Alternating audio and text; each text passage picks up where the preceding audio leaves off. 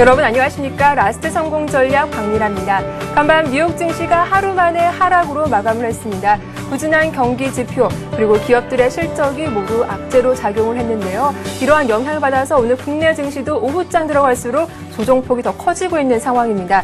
현재 투신의 펀드 환매 물량이 2천억 원을 넘고 있습니다. 보통 이러한 물량을 연기금과 외국인이 모두 소화했지만 오늘 장에서는 힘을 발휘하지 못하고 있는 상황입니다. 좀 더 자세한 시장 상황은 잠시 후에 살펴보도록 하겠습니다. 자, 스피드 종목 상담 함께 하실 수 있는 방법 소개해드리겠습니다. 샵 5588번으로 관심 있는 종목과 매수가 그리고 비중을 함께 적어서 보내주시면 저희가 장중에 친절하게 상담해드리도록 하겠습니다. 많은 참여 부탁드립니다. 먼저 이 시각 시장 상황 살펴보도록 하겠습니다. 시황센터 연결합니다. 네, 시황센터입니다. 앞서 뉴욕 증시가 개인소득, 소비지출 등 경제지표가 부진하게 나타나면서 약보함 조정받았는데요. 뉴욕 증시 부진이 국내 증시에는 숨고르기 장세를 유도하고 있습니다. 지금 코스피 지수부터 살펴봅니다. 현재 코스피는 7포인트 내리면서 1782포인트 가리키고 있습니다. 오늘 출발은 상승으로 출발했는데요. 1795포인트 상승으로 출발했지만 기관의 매물이 부담으로 작용하면서 장중에 하락으로 흐름을 바꾼 상태입니다. 그래도 지금은 낙폭을 조금씩 줄여가면서 1783포인트까지는 올라와 있는데요. 이런 지수의 움직임 속으로 좀 더 자세히 살펴봅니다. 오늘 장에서는 개인 쪽에서 매수세가 나오고 있고요. 기관 쪽에서 강하게 매도세가 나오고 있는데요. 개인 쪽에서 2천억 원 넘는 매수세가 들어오고 있습니다. 반면에 기관 쪽에서는 투신권을 중심으로 펀드 환매 물량이 나오면서 현재 2,900억 원, 3천억 원 가까운 매물이 나오고 있는 상황입니다. 오늘 장까지 외국인은 매수세를 유지하고 있지만 그 매수폭은 줄어든 상황인데요. 외국인 현재 700억 원 정도 매수 우위 나타나고 있습니다. 이어서 코스닥도 살펴보겠습니다. 코스닥 마찬가지로 장중의 흐름을 하락으로 바꾼 이후에 다시 일어나지 못한 상황인데요. 현재는 2포인트 내리면서 479포인트 가리키고 있습니다. 오늘 출발 역시 483포인트 상승으로 출발했습니다. 하지만 장중의 하락으로 흐름을 바꾼 이후에 현재는 0.58% 하락 움직임 나타내면서 479포인트를 가리키고 있는데요. 오늘 이런 지수의 움직임 속으로 좀 더 자세히 살펴봅니다. 오늘 코스닥에서는 개인 쪽에서 역시 매수 우위가 나타나고 있습니다. 262억 원 정도 매수 우위 차지하고 있고요. 외국인 쪽에서 5억 원 정도 관망하는 장 펼쳐지고 있는데요. 반면에 기관 쪽에서 강하게 매도 포지션이 유지되고 있는 상황입니다. 기관이 200억 원 정도 매도 우위가 나타나고 있습니다.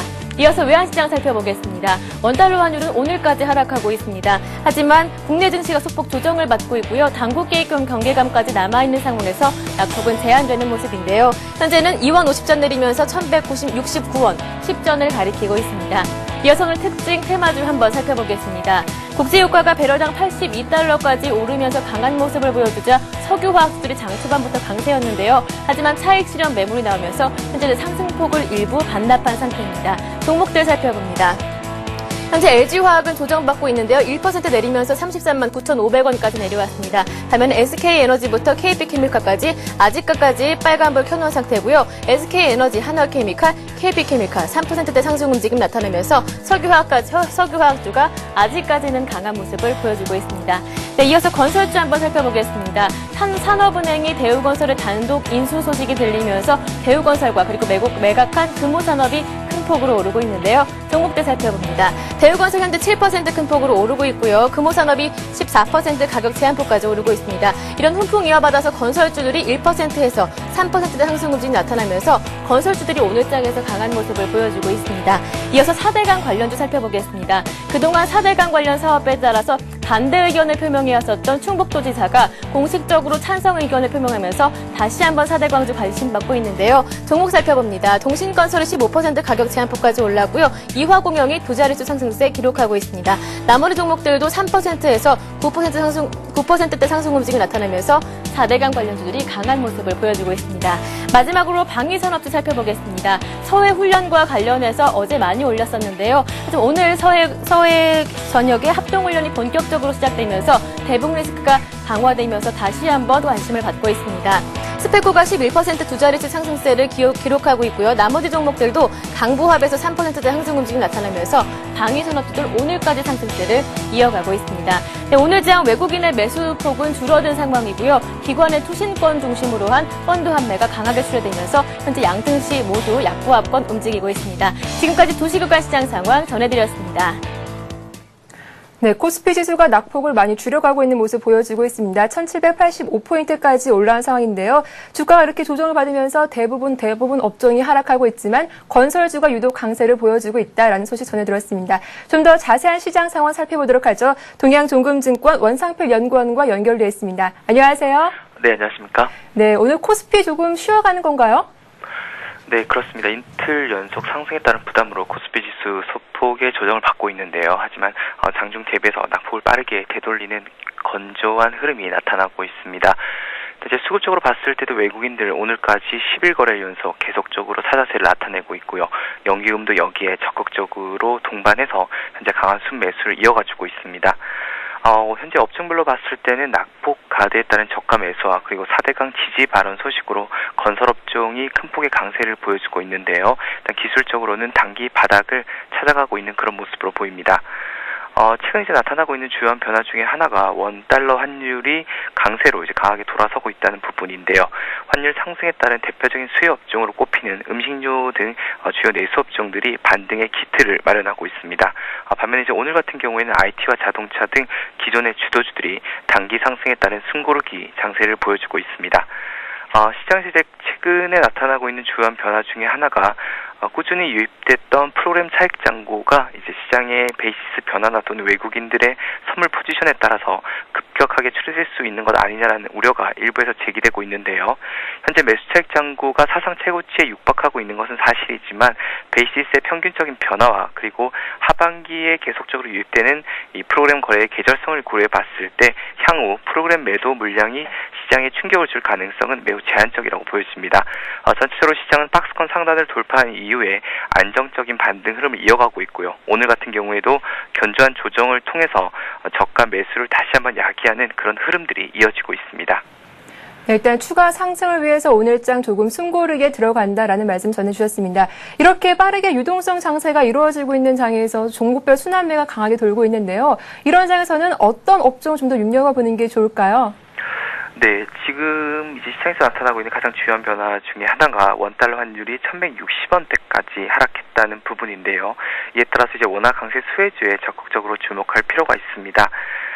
최근 이제 미국과 한국 간의 경기 회복 속도가 뚜렷이 차이나고 있고요.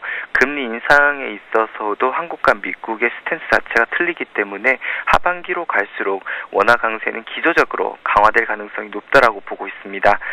특히 지금 나타나고 있는 이 수출 호조라든지 또는 한국의 상대적인 재정 건전성 등을 고려해 봤을 때 원화 강세는 불가피하다고 보여지고요. 이에 따라서 계속적으로 이 원화 강세에 따른 수혜 업종 그리고 수혜 종목으로 분류될 수 있는 철강과 은행 그리고 증권업종에 대해서 관심을 가질 필요가 있습니다. 철강과 은행 그리고 증권업종은 환율 하락의 수혜주라고 볼 수 있고요. 음식료라든지 기타 내수주들 쪽으로도 그 폭을 넓혀갈 수 있는데요. 금융주들 같은 경우에는 금리 인상에 따른 가장 대표적인 수혜주고요. 특히 증권주 같은 경우에는 최근 급등에도 불구하고 올해 전체적인 흐름을 해서 놓고 봤을 때 업종별 상승률이 아직까지는 가장 미약하다는 점 그리고 최근 자문형 랩 쪽으로 자금이 빠르게 유입되고 있다는 점 등을 고려해 볼 때 증권사의 순이익 개선에도 크게 도움이 될 것으로 보고 있습니다. 이에 따라서 종목으로 들어가 보게 되면 대움증권과 키움증권 그리고 삼성생명과 우리은행 등이 현재 시점에서 매력적인 가격 수준을 형성하고 있다고 보여집니다. 이렇게 원화 강세가 장기간으로 이어질 것이다 해서 내수주에 대한 관심을 말씀해 주셨습니다. 그렇다면 수출주는 상대적으로 좀 부진할 것 같은데 수출주에 대한 투자 전략은 어떻게 세워보는 것이 좋을까요? 네, 이제 수출주하고 내수주에 엇갈리는 그런 흐름들이 나타나고 있습니다. 올해 상반기까지만 하더라도 수출주가 시장의 상승세를 강하게 견인해 주었는데요. 2분기 이제 실적 발표가 대체적으로 마무리되고 있고요. 이에 따라서 수출주들 중심의 실적 모멘텀이 시장에 충분히 부각된 상황이기 때문에 단기적으로는 내수주들과 그리고 환율 수혜주 쪽으로 시장의 관심이 일정 부분 이전될 가능성이 높다라고 보고 있고요. 다만 이제 이런 부분들이 지나고 나면 하반기 들어서는 다시금 IT와 자동차를 중심으로 한 기존의 주도주들이 시세를 재현할 가능성이 높기 때문에 일단 2분기 실적 모멘텀이 종료됐고 그리고 3분기 실적 발표 시즌이 다가오기 전까지는 내수주와 그리고 원화 강세 수혜주 등에 관심을 두는 전략이 맞다라고 보고 있습니다. 네, 지금까지 동양종금증권 원상필 연구원과 오늘장 투자 전략 세워봤습니다. 오늘 말씀 고맙습니다. 네, 감사합니다.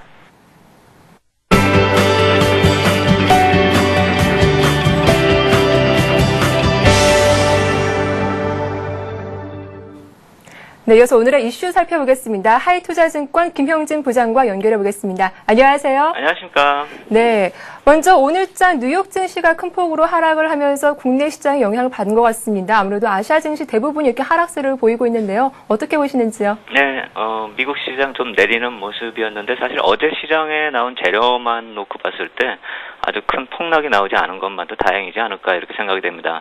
발표된 기업 실적도 부진했고 경제 지표도 부진했는데 저 정도 내림폭이라고 한다면 견딜만한 게 아닌가 이렇게 생각이 되고요. 실적 발표한 P&G 같은 경우가 실적 부진하게 나왔지만 주가 변동폭이 원래 그다지 큰 기업이 아니죠. 올해 변동폭을 봤을 때 $59 후반에서 최고가가 한 $64 정도 그 사이를 변동하던 그런 주식이었고 우리 시장에서 본다면은 변동성 적은 내수 우량주 같은 종목들을 연상하면 될 듯한데 그렇기 때문에 시장에 대한 직접적인 영향력이 컸다고 보기는 좀 힘들죠. 지표 쪽을 봐도 공장 주문이나 잠정 주택 판매가 특징 별로 없는 그런 수치가 나왔고요. 개인 소득, 개인 소비 지출 예상치가 좀 하회하게 나왔지만 좀 부진하게 경제 지표가 나왔음에도 불구하고 약보합 정도 선에서 마감됐기 때문에 시장 기조는 유지되고 있다 이렇게 봐야 될 것입니다.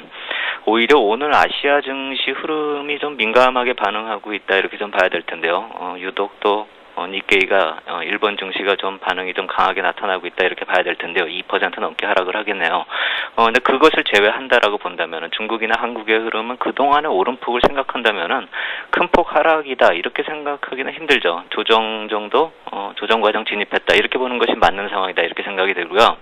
한국의 경우는 원달러 환율 문제도 부각이 되고 있는데 환율 연속 4일째 내리고 있으면서 1180원대에서 이제 장중에 1160원대로 진입하는 그런 모습입니다. 지금 1168.8원 기록하고 있는데요.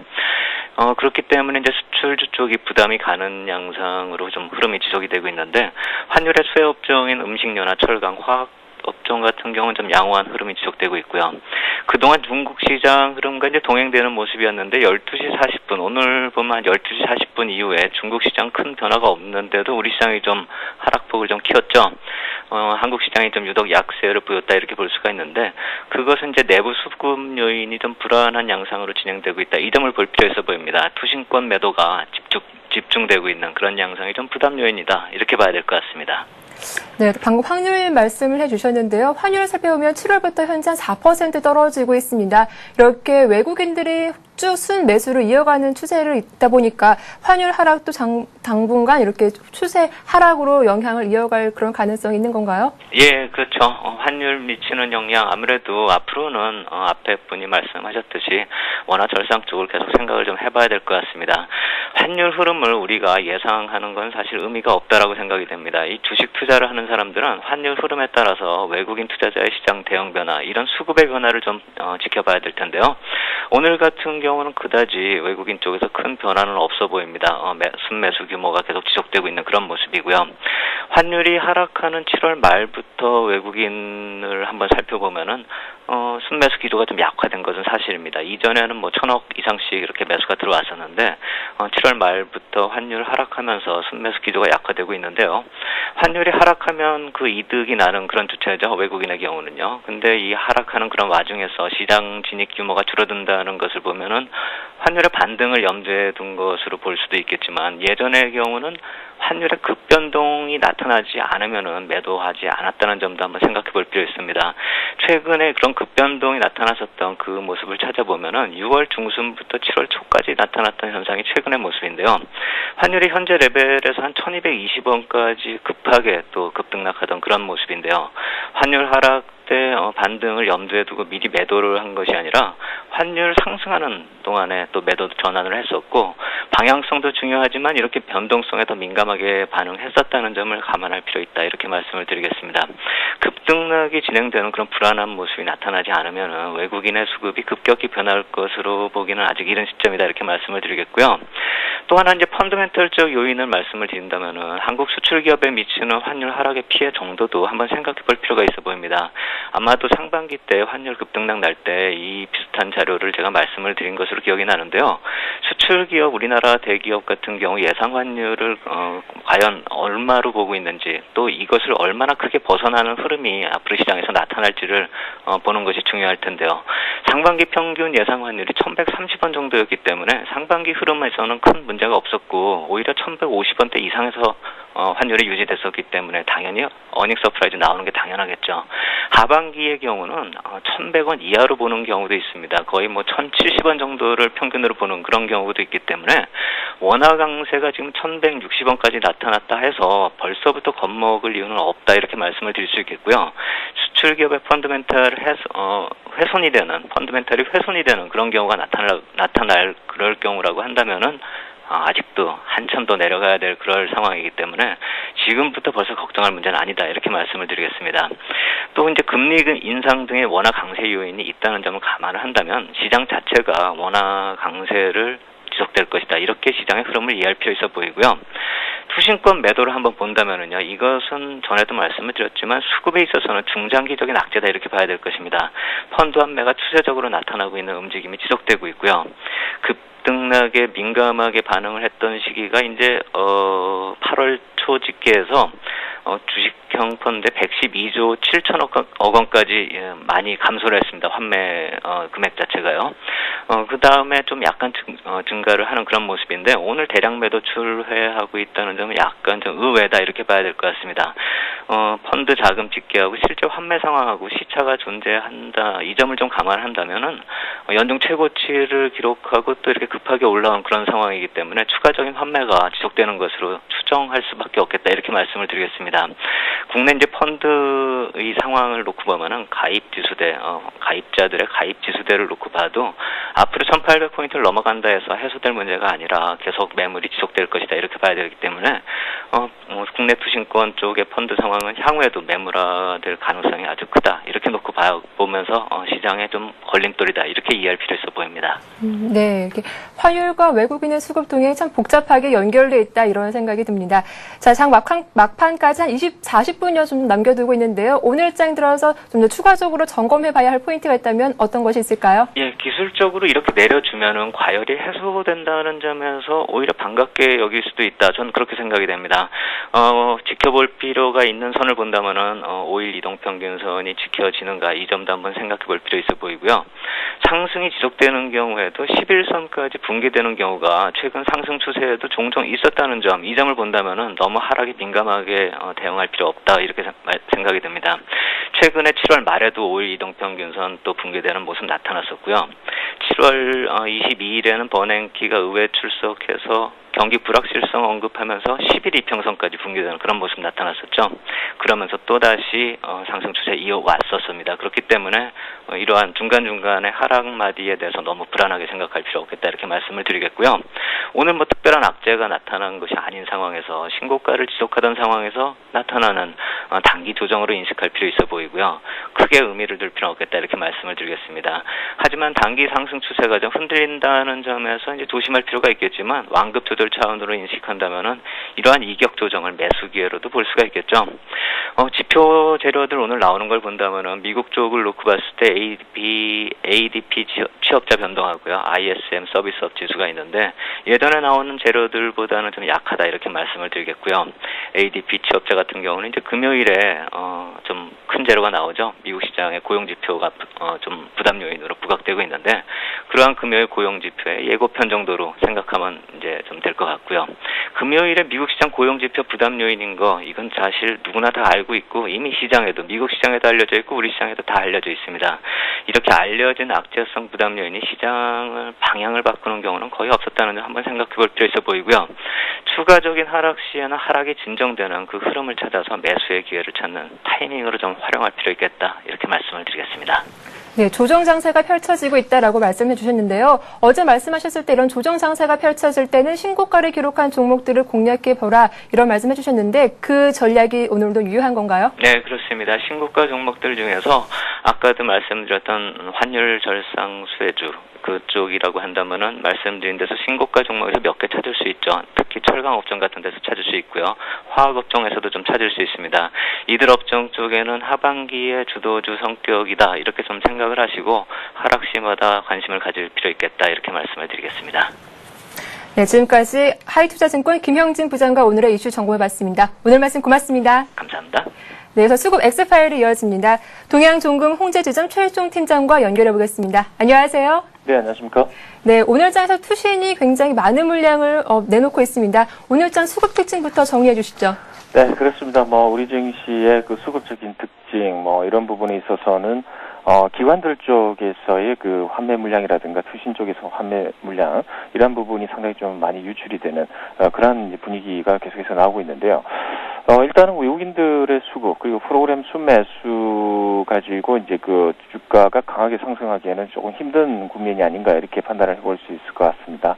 따라서 향후 수급은, 쌍끌이 매수, 즉 다시 말씀을 드리면은, 개인을 배제를 하고요. 그리고 외국인과 기관 쪽에, 순매수가 강하게 들어오는 시점부터, 상당히 좀 강하게, 지수가 상승할 가능성이 있겠다라는 판단입니다. 오늘 수급 동향 거래소 쪽에서 외국인들 910억의 순매수 흐름 보이고 있고요. 개인 쪽에서는 1780억의 순매수 흐름 보이고 있습니다. 물론 기관 쪽에서는 2800억의 순매도 흐름 보이고 있고요. 코스닥 시장에서 외국인들 2억 정도의 순매수 흐름, 개인 쪽에서는 270억의 순매수, 그리고 기관 쪽에서는 250억의 순매도 흐름을 보여주고 있습니다. 네, 이어서 오늘장에서 외국인과 기관이 가장 많이 사고판 종목들 어떤 종목들이 있을까요? 네, 그렇습니다. 오늘 외국인들이 지금 매수를 하는 쪽, 보게 되면은 NHN이라든가 한진해운, 삼성엔지니어링, 그리고 외환은행, 그리고 LG화학 등을 순매수를 지금 하고 있고요. 이 외에는 이제 외환은행이라든가, 그리고 한국타이어, 대한생명 쪽으로도 순매수가 지금 확대되고 있다. 이렇게 보시면 될 것 같습니다. 아울러 순매도하는 종목들 살펴보게 되면요, 전일에 이어서 하이닉스와 현대차는 계속해서 순매도하는 그런 모습을 보여주고 있습니다. 대체적으로 이 하이닉스, 현대차, KB금융, LG, 그리고 LG이노텍 등으로 순매도가 지금 계속해서 확대되는 그런 모습을 보여주고 있고요. 기관들의 순매수 분위기 한번 살펴보게 되면은 외국인들이 매도하는 종목을 매수하는 그런 분위기가 이어지고 있는데요. 하이닉스, 현대모비스, 그리고 KB금융, 삼성증권, 그리고 현대중공업 등으로 순매수가 지금 이어지고 있다. 이렇게 보시면 될 것 같고요. 기관들 쪽에서 순매도 종목들을 좀 살펴보게 되면은 두산중공업과 그리고 기아차, 그리고 이 두산, 그리고 현대차, 두산인프라코어 등으로 이제 순매도가 지금 계속해서 나오고 있다. 이렇게 보시면 될 것 같습니다. 아울러 외국인들과 이 기관들 동시 순매수가 잡혀있는 종목들 살펴보게 되면은, 현대모비스라든가 LG전자, 그리고 현대하이스코어, 그리고 현대미포조선, 만도 등으로 순매수가 동시에 유입이 되고 있습니다. 네, 역시 기관이 순매수하는 종목을 외국인이 순매도하고 있는 이런 흐름이 이어지고 있습니다. 자, 지금까지 외국인과 기관의 순매도 종목 살펴봤는데요. 이어서 최 팀장님의 포트폴리오 종목도 한번 살펴보죠. 변화가 좀 있었나요? 네, 그렇습니다. 변화가 이제 소폭 변화가 있었는데요. 일단은 포트폴리오 상에서 이제 두산중공업을 이제 계속해서 넣었었는데, 두산중공업을 이제 돌발 악재로 인한 이제 가격 하락 이런 부분 때문에 일단 제외하는 쪽으로 말씀을 드려보도록 하겠습니다. 그래서 삼성엔지니어링, 대우증권, LG전자, LG화학, 한화와 웅진코웨이 등은 계속해서 포트폴리오를 유지를 하면서 가지고 가는 쪽으로 이렇게 말씀을 드려보겠고요. 오늘 베스트 종목 포트폴리오도 이제 새롭게 두산중공업이 빠졌기 때문에 하나 더 추가를 한다 이러면 동국제강 쪽을 이제 포함을 시키는 쪽으로 말씀을 드려보도록 하겠습니다. 베스트 종목으로도 제가 말씀을 드릴 텐데요. 일단 동국제강은 이제 외국인들 수급이 상당히 중요한 것 같습니다. 외국인들이 계속해서 순매수에 가담을 하고 있는 부분인데요. 최근에 외국인들이 계속해서 우리 증시를 지금 매수를 하고 있는데, 이러한 부분을 봤을 때 철강주 쪽의 그 순매수가 좀 두드러지고 있다. 이렇게 보시면 될 것 같습니다. 물론 이러한 부분에 있어서는 실적의 기저효과로 인한 실적의 터닝, 그리고 이제 그 대체적으로 이 건설업계가 구조조정을 마무리하고 상승적으로 이제 가닥을 잡는 그런 분위기이기 때문에 실적 또한 상당히 바닥을 찍고 이제 그 턴어라운드하는 그런 분위기가 이어져 나갈 수 있다. 이렇게 보시면 될 것 같습니다. 따라서 당사의 이제 최근에 이제 그 모멘텀, 그러니까 이제 재료적인 측면에서는 이제 브라질 이야기를 좀 많이 하고 있는데요. 브라질 쪽으로 방향으로 이제 투자를 진행을 하고 있습니다. 고로를 이제 만들고 있는데요. 내년부터 해서 이제 2014년 정도에 이제 완공이 예정이 돼 있습니다. 그래서 상당히 좀 그 투자 규모가 큰데요. 이 부분에 있어서는 이제 포스코가 지분을 참여를 한다라는 소식으로 인해서 투자 부담이 이제 좀 완화됐고요. 이로 인해서 이제 당사가 가지는 이익은 원래 그 슬래브 원재료인 슬래브 쪽을 이제 안정적으로 저렴한 가격으로 구매할 수 있는 부분이 이제 향후 수익성에 상당히 좀 도움이 될 수 있는 그런 분위기가 이제 계속해서 이어질 가능성이 있겠다는 판단입니다. 차트를 보시면서 기술적인 부분을 한번 살펴볼 텐데요. 일단은 뭐 차트 흐름, 일단 뭐 한 2주 정도의 박스권 흐름을 지금 돌파를 했습니다. 장대 양봉이 나오면서 실적 부분에 있어서의 그 강점, 이런 부분이 두드러지게 지금 대두가 되고 있습니다. 그래서 오늘 장대 양봉이 나오면서 거래량도 좀 실리는 그런 모습을 보여주고 있는데요. 전고점이라고 할 수 있는 부분은 이제 4월 달에 나왔던 25,850원 부분이 형성이 되어 있습니다. 이러한 부분을 어느 정도 물량 부담 없이 상승 쪽으로 가닥을 잡아갈 수 있는 그러한 충분한 위치에 있지 않느냐, 이렇게 판단을 해볼 수 있을 것 같습니다. 따라서 매수가는 지금 추경 매수보다는 조금 더 빠지는 그런 조정을 보는 분위기에서 좀 매수를 해야겠다는 생각입니다. 그래서 매수가는 24,000원에서 25,000원 부분까지 매수를 한번 해보실 것으로 말씀을 드려보도록 하겠고요. 목표 주가는 단기적으로 29,000원까지 잡아보도록 하겠습니다. 이러한 부분은 이제 주봉상으로 봤을 때 30,000원 선이 저항선이기 때문에 20,000원, 29,000원 정도의 어느 정도 저항대가 형성이 될 가능성이 있겠다는 판단입니다. 그래서 단기 29,000원, 중기적으로는 35,000원까지 일단 보는 게 좋지 않을까, 이렇게 판단을 해보겠고요. 아울러 이제 손절 라인 잡아보게 되면은 좀 짧게 잡도록 해보겠습니다. 그래서 23,000원 부분이 이제 무너지게 되면은 손절을 하는 쪽으로 이렇게 말씀을 드려보도록 하겠습니다. 네, 최 팀장님의 관심 종목 동국제약까지 살펴봤습니다. 그런데 두산중공업이 포트폴리오에서 빠졌잖아요. 이 두산중공업 이렇게 악재가 빈번하게 발생하고 있는데 두산중공업을 들고 있는 투자자분들은 어떻게 손절하는 게 좋을까요? 손절보다는 일단 추가 매수 쪽으로 말씀을 드려보도록 하겠는데요. 이유는 그렇습니다. 일단은 그 단독 계약, 그러니까 사우디 쪽에서의 단독으로 이제 그 수주를 할 수 있는 기회를 상실했다는 측면에서 어느 정도 실망 매물이 좀 많이 나오고 있는데, 그런 부분에 있어서의 그 향후 전망, 8월 14일 정도에 이제 최종적으로 이제 결정이 나올 것 같은데요. 전체적인 흐름은 그렇습니다. 일단은 두산중공업 외에 입찰을 이제 참여를 할 수 있는 업체가 이제 프랑스까지 해서 이제 한 3군데가 되거든요. 이런 부분을 생각해 봤을 때 두산중공업이 여전히 이 그 상위권, 그러니까 입찰 가능성이 큰 그러한 종목으로 이제 그 대두가 되고 있습니다. 따라서 두산중공업이 안 된다라는 부장은 아직까지 뭐 결정이 된 부분은 아니기 때문에 현 시점에서는 일단은 뭐 추가 매수 또는 가지고 계시는 분들은 일단 보유하시는 걸로 이렇게 말씀을 드려보도록 하겠습니다. 일단 두산중공업은 이슈를 기다려보라라는 말씀을 전해주셨습니다. 지금까지 수급 X파일 동양종금증권 최일종 팀장과 함께했습니다. 오늘 말씀 고맙습니다. 감사합니다.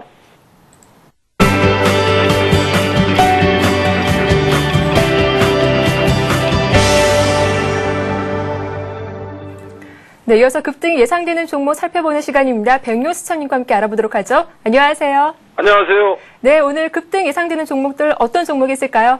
예, 오늘 전기차 부품 관련주를 좀 말씀을 드리려고 하는데요. 자, 동일벨트는 자회사인 EIG의 전기차용 2차 전지에 관해서 높은 성장성을 보일 것으로 예상됨에 따라서 오늘 주가가 좀 급등하는 그러한 양상을 보여주고 있는데요. 오랜 조정을 마치고 상승을 시작하는 초기 국면이라는 점에서 관심을 갖고 접근하신 전략이 좋지 않을까 생각되는데요. 차트로 보신다면 오랫동안 역사적 고점인 9,950원을 기록하고 나서 한 6개월 이상의 조정 기간을 거치고 나서요. 상승 추세로 전환되고 있다는 점을 볼 수가 있는데요.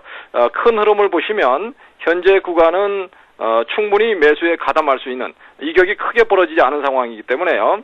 오늘은 다소 9%까지 많이 올라오고 있는데요. 좀 눌러준다면 매수 가능하다는 말씀을 드릴 수 있겠고, 현재 구간은 직전 고점에 대량 거래가 터졌던 8,000원 부근에서의 한 200만 주 가까운 거래가 터진 구간이 있는데요. 그 고점을 넘어가려는 그런 움직임을 보인다는 점에서 향후 이러한 자회사의 2차 전지 관련해서 전기차에 들어가는 2차 전지 관련해서 주목을 해야 된다는 말씀을 드릴 수 있는데요. 현재 주가 수준은 그렇게 고평가된 수준이 아니라는 점에서 접근 가능하다는 말씀을 드릴 수가 있겠습니다. 자, 다음 다음은 그 우리 산업인데요. 역시 그 전기차 부품 관련주로 분류가 되고 있다는 말씀을 드릴 수 있겠고요. 원래는 자동차 부품 관련주로 말씀드릴 수 있지만 최근에 미국의 그 테슬라 모터스라는 전기차 업체에 대량으로 부품을 수주하는 그런 쾌거를 이루어서 글로벌 전기차 부품 업체로 도약할 수 있는 기반을 닦고 있다는 점에서 주목을 해야 될 종목으로 우리 산업을 말씀드릴 수가 있겠습니다. 자, 우리 산업은 최근에 거래량이 터지면서 박스권을 넘어가는 그런 모습을 보여주고 있는데요. 사실 그 우리 시청자분들이 이렇게 정고점을 넘어가는 순간에 도전하기가 굉장히 어려운 구간입니다. 왜냐하면 내가 제일 고점에 사지 않을까 이런 그 우려 때문에 쉽게 손이 안 나가는 그런 구간인데요. 직전에 매물권을 완벽하게 소화를 하고 향후 실적 호전에 대한 기대감 때문에 상승 흐름이 이어지고 있다는 점에서 오늘은 대량 거래가 터지면서 직전 고점을 한번 돌파를 해봤고요. 다소 밀리는 그러한 상황이지만 눌림목을 잘 노려서 들어가실 만한 구간이라는 말씀을 드릴 수 있겠습니다. 자, 다음은 그 웨이크론을 말씀드릴 수 있는데요. 자, 웨이크론 같은 경우는 지식경제부에서 현재 WPM 그 회사를 선정을 하고 있는데요. 아직까지는 확정이 되지 않았지만 잠정적으로 8월 중에 확정될 예정으로 있는데요. 현재 그 웰크론 같은 경우는 WPM 관련해서 다기능성 고분자 멤브레인 소재의 이런 부분에 잠정 업체로서 선정이 되어 있다는 점에서 향후 최종 선정이 됐을 시에는 1조 원에 대한 그런 그 지식경제부에서 향후 투자를 하면서 여러 회사들의 투자를 하는데요. 그러한 회사로 발돋움할 수 있다는 점에서 주목을 해야 되지 않나 생각이 되고요. 또한 그 웰크론도 마찬가지로 10개월 이상의 조정 흐름을 보이고 나서 최근에 강한 상승으로 전개되고 있다는 점에서 주목을 해야 된다는 말씀을 드릴 수 있겠는데요. 이렇게 추세가 전환되는 시점, 이러한 시점에서 투자를 하시는 전략, 상승 초기 국면이라고 볼 수가 있죠. 물론 단기적으로 30% 이상 급등한 흐름에서 쫓아가기는 쉽지 않지만 초기 상승 흐름에서 진입을 하신다면 지난 그 2009년도에도 1차 상승 흐름이 나왔을 때는 크게 두세 달 크게 오르는 모습이 나왔다는 점을 기억을 하시고요. 오랜 조정을 끝내고 상승을 시작하는 이러한 종목들에 대해서 관심을 갖고 접근해야 된다는 점 말씀을 드리겠습니다. 네, 전기차 부품 관련된 주와 정부 국책 사업에 참여하는 종목들을 말씀해 주셨습니다. 이렇게 세 가지 종목을 말씀해 주셨는데요. 이 중에서 좀 더 관심을 갖고 찾아볼 종목이 있다면 어떤 종목이 있을까요? 예, 우리 산업을 말씀드리고 싶습니다. 그동안에 꾸준히 관찰을 해온 결과 그동안의 주가 패턴과 약간 다른 수급이 개선되는 조짐을 보여주고 있기 때문에요. 최근에 고점을 단숨에 돌파할 수 있는 그런 힘을 보여줬다는 점에서 오늘 중요한 흐름이 나왔다는 말씀을 드릴 수 있겠고요. 직전 고점인 그 3,500원대 박스권 고점이 되겠는데요. 이 고점을 넘어가면 역사적 고점인 7,000원대 도전하는 흐름이 이어질 수 있다는 점에서 굉장히 중요한 분수령이 되고 있다는 점에서 주목을 해야 된다는 말씀을 드리겠고요. 현재가인 3,295원 부근에서 매수로 말씀을 드리고 지지 라인은 널찍하게 2,900원까지 널찍하게 보고 분할 매수로 대응해 보시는 전략. 물론 직전 고점을 박스권을 넘어가면은 본격적인 상승관으로 진입할 것으로 예상되기 때문에 추가 매수로 분할 매수 대응하는 전략 좋겠다는 말씀을 드리겠고요. 회사의 실적이 좋아지고 향후 새로운 신선장 모멘텀을 가지고 있다는 점에서 역사적 고점에 도전하는 6, 7천원대 도전하는 흐름이 이어질 수 있다는 점에서 주목하시라는 말씀을 드릴 수 있겠습니다. 네, 오늘의 급등주 백용수천님과 함께했습니다. 오늘 말씀 고맙습니다. 감사합니다.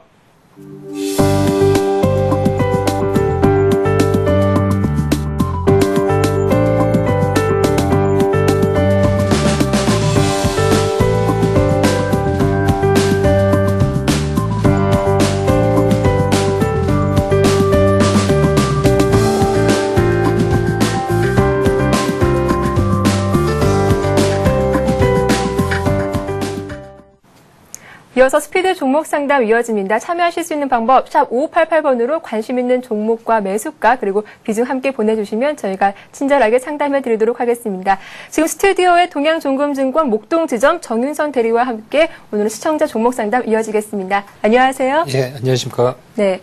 먼저 오늘 코스피 지금 방금 막 상승 반전했습니다. 예. 오늘자 흐름 어떻게 보시는지요? 예, 우선은 우선 박스권 상단을 돌파하면서 상당히 시장에서는 이제 고점이라는 인식하에서 차익 매물이 어느 정도 쏟아진 부분도 있었고, 특히나 또 펀드 환매 물량도 덧붙여져서 하락 반전하는 그런 움직임이었었는데, 지금 최근에는 이제 시장에서 가장 주목해야 될 점은 바로 이제 연기금과 외국인들의 지속적인 매수라고 볼 수가 있습니다. 오늘 같은 경우도 그런 부분에서 계속 이어지고 있고, 지금 장도 지금 계속 플러스가 날려는 그런 움직임을 보이고 있는데, 그런 부분에서 계속 시장에서는 상승 반전 쪽으로 지속적으로 받쳐주고 있는 든든한 두 가지 세력이 받쳐주고 있다. 그런 부분에서는 우선은 시장은 위쪽으로 보고 있는 것이 아닌가라고 생각을 하고 있고, 두 번째 좀 관심을 가져야 될 부분은 지속적으로 지금 펀드 환매 물량이 나오고 있고 부담이 된다고 얘기를 하고 있지만, 최근에는 이슈가 되고 있는 것이 이제 자문사 쪽이 많이 이슈가 되고 있습니다.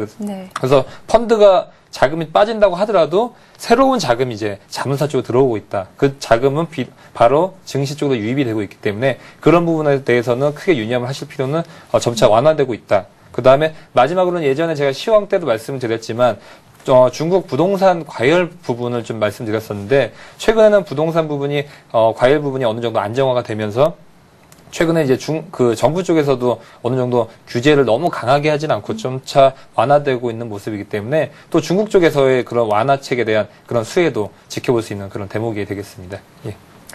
네, 막판 들어서 외국인 조금 힘을 내면서 주가 그래도 상승 탄력을 이어가는 것으로 보입니다. 자, 본격적으로 스피드 종목 상담 시작해 보도록 하겠습니다. 먼저 첫 번째 종목인데요. 아토를 7,560원에 매수하셨다고 하셨습니다.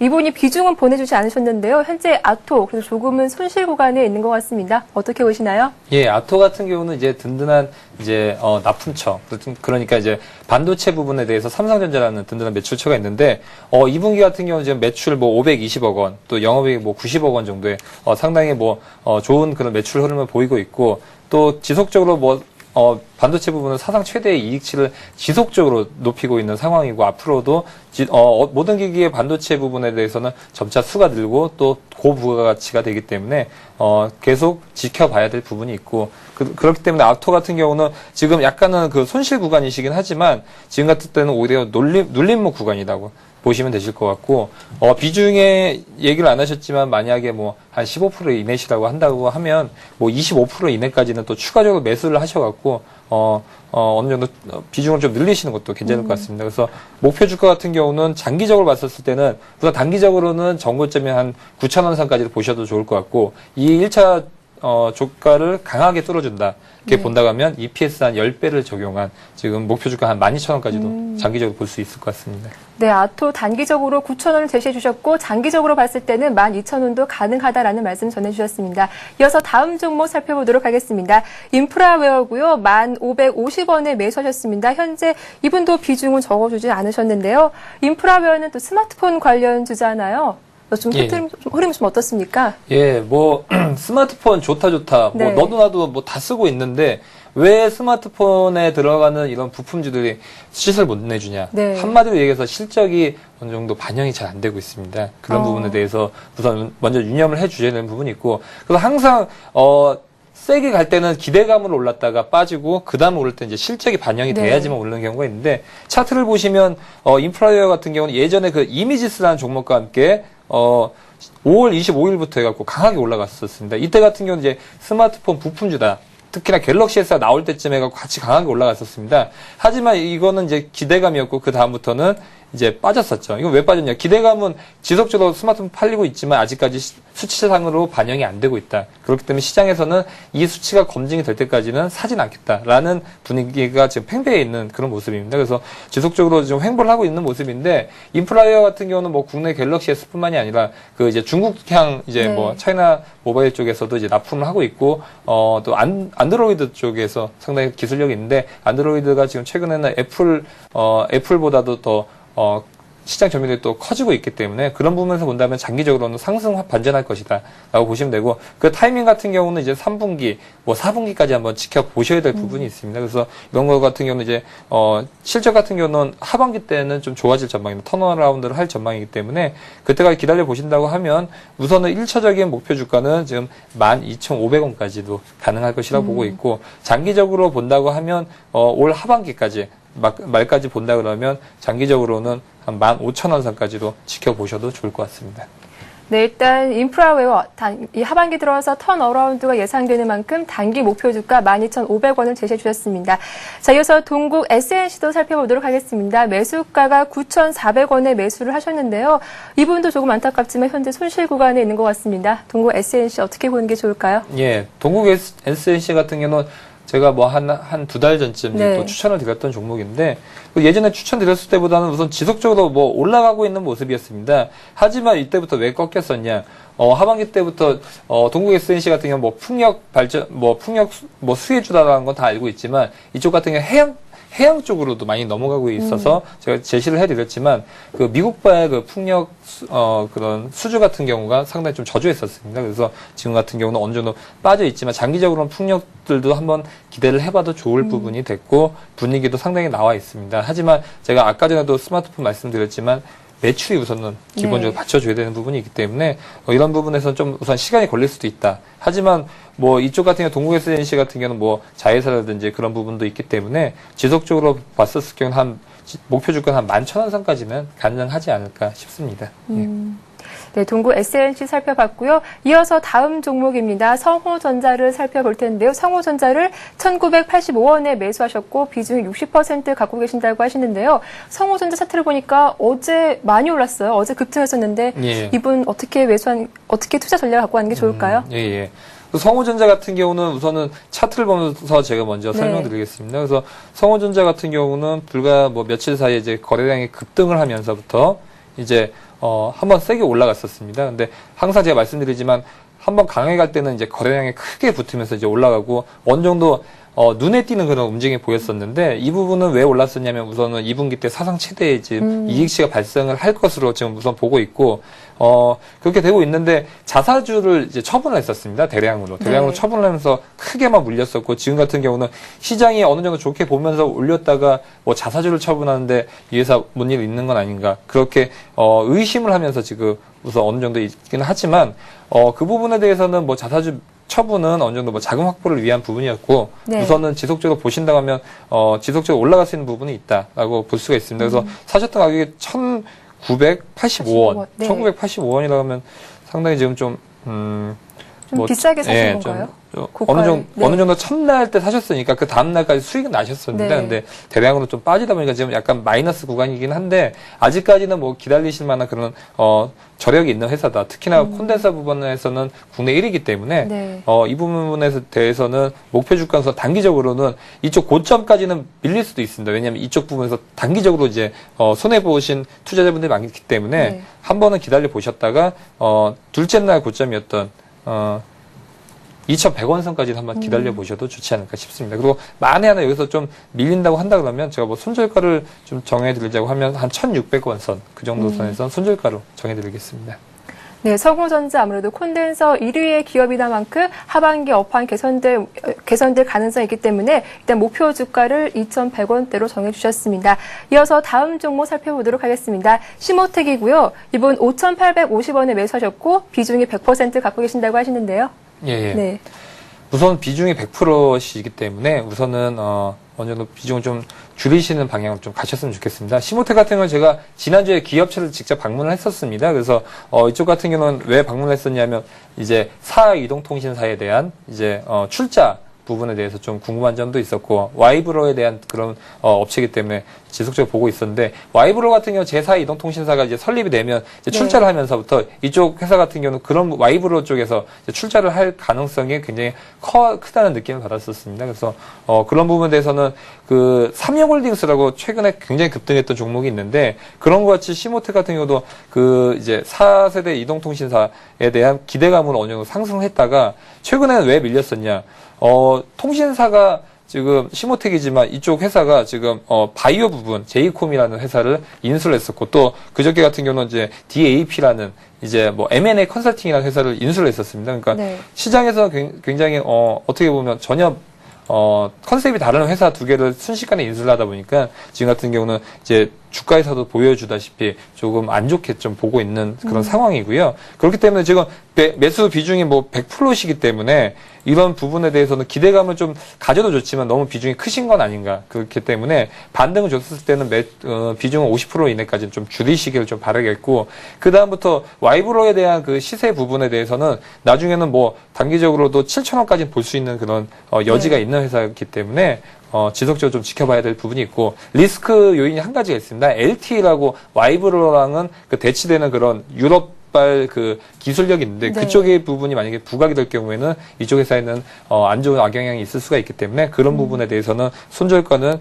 4,500원 선에서 좀 정해드리고 싶습니다. 일단 단기적으로 목표가 7,000원에 도달하면은 일단 비중을 좀 축소해보는 게 좋을까요?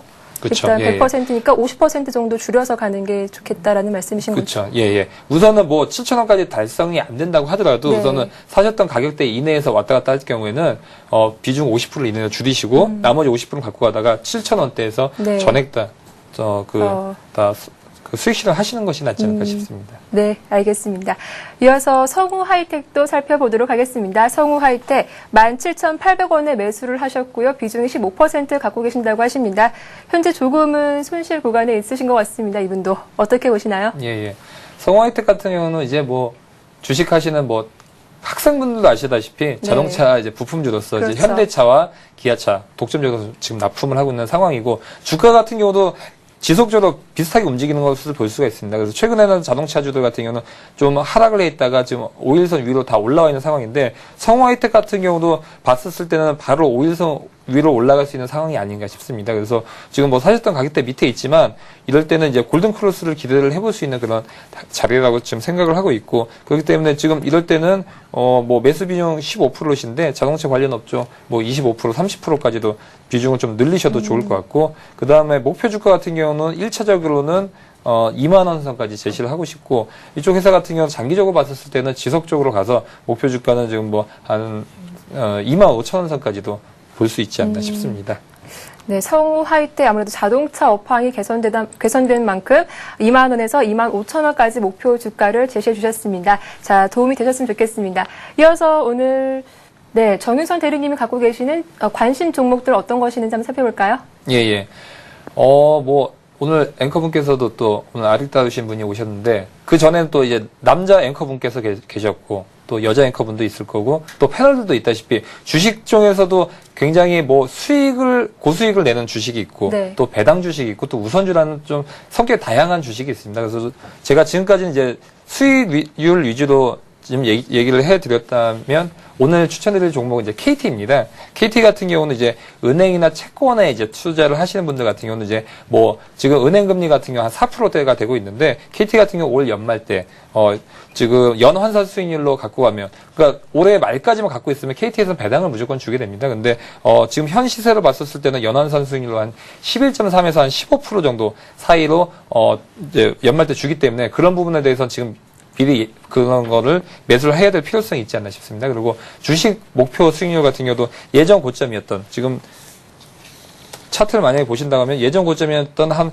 5만 원 선까지 지켜본다고 하면 그 수익률이 20%입니다. 그렇기 때문에 배당 수익률 플러스 주가 상승률에 대한 20% 그런 메리트가 있는 그런 종목이라고 보실 수가 있고, 이 업황이 어떻게 되냐, 하반기 때 이제 아이폰 4 또 아이패드 등의 그런 신제품이 나오기 때문에 그런 부분에 대한 직접적인 수혜주라고 볼 수가 있고, KT 같은 경우 예전에는 이제 통신료가 대부분이었지만 최근에는 이제 통신료 기본요금 뭐 3만 원 예전에 그랬었는데, 최근에는 최소 5만 원 하면서 무선 인터넷까지 함께 할 수 있는 그런 요금제, 한마디로 고객 한 명당 돈을 많이 쓴다, KT에게. 그렇기 때문에 부가가치가 있기 때문에 장기적으로는 예전같이 통신주가 뭐 경기 방어주가 아닌 성장주로서 볼 수가 있을 것 같고, 그런 면에서 본다면 매수가는 지금 뭐 한 42,000원 선, 목표가는 5만 원 선까지 지켜볼 수가 있을 것 같고, 뭐 지속적으로 지켜본다고 하면 배당락까지 우선은 좀 보유를 하시길 바라겠습니다. 예, 이상입니다. 네, KT 목표가 5만 원을 제시해 주셨습니다. 아무래도 아이폰과 관련해서 많이 이슈가 된 만큼 그만큼 조금 더 관심을 가져달라는 말씀 전해주신 것 같습니다. 이어서 지난주에 제시해 주셨던 한국전력에 대해서 한번 종목 AS를 부탁드려볼까 하는데요. 한국전력 최근 좀 낙폭이 있는 것 같습니다. 현재 31,700원을 기록하고 있는데 어떻게 보시는지요? 예. 그래서 제가 그때 말씀드렸다시피 2분기 때 실적이 안 좋았기 때문에 네. 분명히 전력 인상, 전기료를 인상할 것이다라고 말씀드렸는데, 방송한 뭐 다음 날인가 다음 날부터 바로 전기료를 인상한다고 지금 얘기가 네. 나왔었습니다. 근데 전기료를 인상을 하는데 왜 빠지냐? 한전에게는 분명히 이제 호재인데, 네. 왜 그러냐면 지금 석유 가격이라든지 그런 대체적인 부분에 대해서 우선은 뭐 어느 정도 올라서 조금 전기료가 우선 석유나 이제 LNG 쪽을 이제 연소를 시키면서 그런 쪽으로 전기력을 생산을 하고 있는데, 그런 부분에서 좀 악재가 되지 않았었나, 그런 쪽으로 보고 있고, 장기적으로 봤었을 때는 원자력 비중이 점차 늘어날 것입니다. 그래서 네. 장기적으로는 이제 기업 체질이 바뀌기 때문에 연료에 대한 그런 마진 부분 좋아지기 때문에, 오히려 빠졌을 경우에는 아직 매수를 안 하신 분이 있다고 한다 그러면 올 연말까지 보면서 네. 좀 매수를 하시면 좋을 것 같습니다. 그렇다면 목표가는 그대로 4만 원을 유지하는 게 좋을까요? 예. 4만 원까지 유지를 네. 하되, 좀 이제 어느 정도 갭이 있기 때문에 좀 시간이 우선 걸릴 수는 있지만, 장기적으로 네. 본다면, 예를 들어서 뭐 올 연말이나 하반기, 내년 초까지 본다 그러면 원자력 이제 뭐 고리 쪽이나 이제 가동이 실질적으로 네. 되고 있습니다. 그러면 어느 정도 가시화가 되기 때문에, 그런 부분에서 본다면 4만 원까지 유효하리라고 보고 있습니다. 네, 지금까지 종목 상담과 그리고 정 대리님의 관심 종목까지 살펴봤습니다. 지금까지 동양종금증권 목동지점 정윤성 대리와 함께했습니다. 오늘 말씀 고맙습니다. 네, 감사합니다. 네, 라스트 성공 전략 저희가 준비한 순서는 일부 여기까지입니다. 현재 코스피 코스닥 흐름 살펴보겠습니다. 현재 코스피가 빨간불이 들어오면서 1791포인트 상승 반전했습니다. 반면 코스닥은 여전히 1% 이상 하락하면서 480포인트 하락 움직임을 보여주고 있고요. 이렇게 코스피는 좀 상승세를 이어가고 있는 반면 코스닥은 아직까지 하락에서 멈추지 않는 모습 보여주고 있습니다. 오늘 후반 들어서 끝까지 상승 탄력 이어갈 수 있을지 좀 더 10분간 좀 더 지켜봐야 할 것 같습니다. 자, 저희가 준비한 순서는 여기까지입니다. 이후에 잠시 돌아올 테니까 채널 고정하시고요. 잠시 후에 다시 인사드리겠습니다. 고맙습니다.